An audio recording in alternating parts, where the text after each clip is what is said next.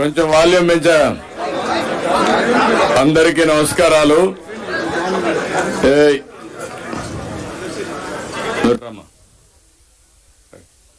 అందరికీ నమస్కారాలు.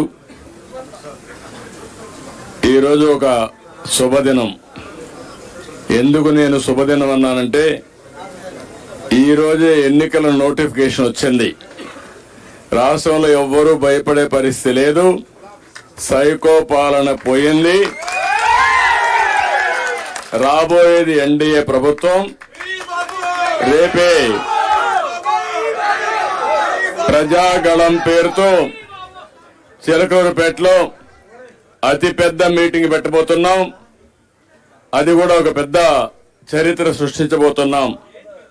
ఆ శుభ సందర్భంలో మాగుంట శ్రీనివాసులరెడ్డి గారు, ఒంగోలు ఎంపీ, అదే మరిగా ఒక చరిత్ర కలిగిన కుటుంబం, రాజకీయ చరిత్ర ఉండే కుటుంబం వారు, మాగుంట రాఘవరెడ్డి గారు, అదే మరి కొన్ని వందల మంది నాయకులు కార్యకర్తలు పార్టీలోకి వచ్చారు. వారందరికీ పేరు పేరున మనస్ఫూర్తిగా పార్టీలోకి స్వాగతం పలుకుతున్నాను. అదే సందర్భంలో ఈరోజు మీరు చూస్తే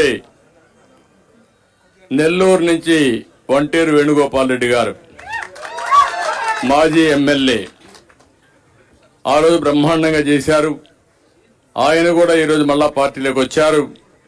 వారికి కూడా మనస్ఫూర్తిగా స్వాగతం పలుకుతున్నా. అదే సందర్భంలో చెంచు గరటయ్య ఎప్పటి నుంచో కూడా రాజకీయాల్లో ఒక మంచి పేరు, ఆయనతో కలిసి చెంచు కృష్ణ చైతన్య, ఆయన కూడా మొన్నటి కాన్స్టిట్యున్సీ ఇన్ఛార్జిగా ఉండి ఈరోజు మళ్ళా మన పార్టీలోకి వచ్చారు. వారిని కూడా మనస్ఫూర్తిగా పార్టీలోకి స్వాగతం పలుకుతున్నా. చీరాల మాజీ శాసనసభ్యులు, మన మిత్రులు, మళ్ళా సొంత ఇంటికి వచ్చాడు రామారావు గారు.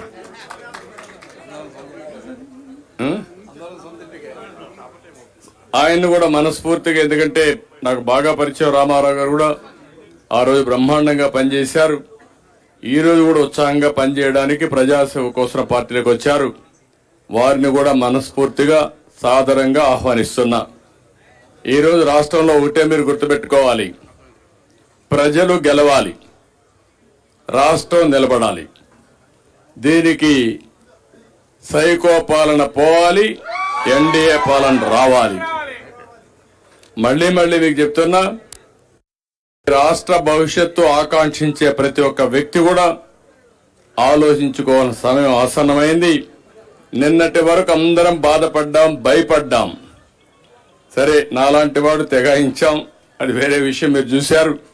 నేను కూడా భయపడితే ఈ రాష్ట్రంలో ఎవ్వరూ మనుగడ సాధించలేరనే ఉద్దేశంతో కష్టమైన నష్టమైన పోరాడాను. ఇప్పుడు కూడా చెప్తున్నా, ఈ రాష్ట్రం కోసం, నన్ను ఆదరించిన ఈ ప్రజల కోసం ఏ త్యాగానికైనా సిద్ధమని చెప్పి నిరూపించాను. ఆ విధంగా ముందుకు పోయాం. అందుకే ఈరోజు మళ్ళా మిమ్మల్ని అందరూ కోరేది, ఈరోజు మనం పొత్తులు పెట్టుకున్నాం. ఈ పొత్తులు పెట్టుగా ఇక్కడే వర్మ గారు ఉన్నారు, పిఠాపురం నుంచి. ఆయన అనుమాయులు కూడా చాలా మంది నాయకులు కార్యకర్తలు వచ్చారు. పిఠాపురం నియోజకవర్గాన్ని బ్రహ్మాండంగా సమర్థవంతంగా ఎప్పటికప్పుడు నర్చర్ చేసి వర్మగారు ఆ నియోజకవర్గాన్ని బ్రహ్మాండంగా నడిపించారు. కష్టాలు పడ్డారు, ఇబ్బందులు పడ్డారు, అయినా కూడా ఎక్కడా వెనుదిరుగులా ఆర్థికంగా ఇబ్బందులు వచ్చాయి. అయినా కూడా ఎక్కడ ఎదుర్కొండా ముందుకు పోయే పరిస్థితికి వచ్చారు.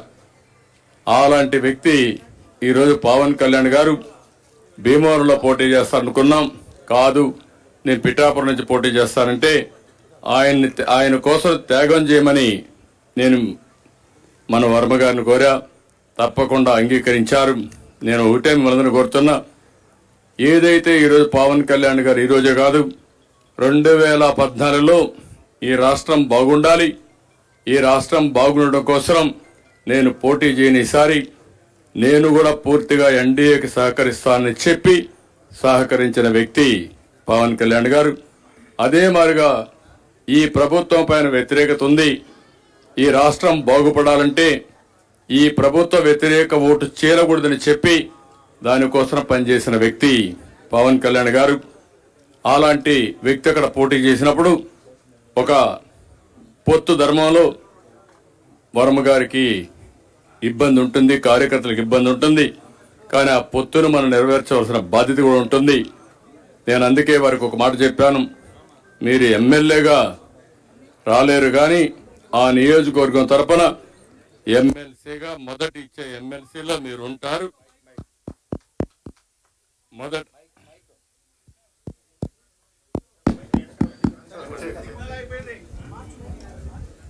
మొదటి విడత లిస్ట్ లో ఎమ్మెల్సీగా వారే ఉంటారు.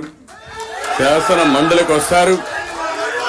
శాసన మండలికి రావడమే కాకుండా రేపు భవిష్యత్తులో నాకు కూడా కొంత బాధ్యత ఉంది, క్షత్రియులకు న్యాయం చేయాలి.